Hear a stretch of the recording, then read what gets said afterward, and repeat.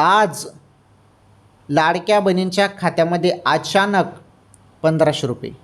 हो,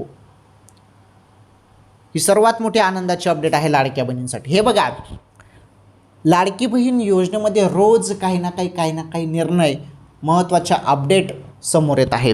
आता हे निर्णय कशासाठी घेतले जात आहे? लाडकी बहीण योजनेमध्ये भरपूर सरकारी कर्मचारी बहिणींनी लाभ घेतला, तसेच काही पुरुषांनी देखील लाभ घेतला. अशांना आता अपात्र केलं जात आहे. त्यासाठी फेर पडताळणी चालू आहे आणि ज्यांनी चुकीची माहिती दिलेली आहे आणि असं आढळून आलं तर डायरेक्ट अपात्र केलं जात आहे.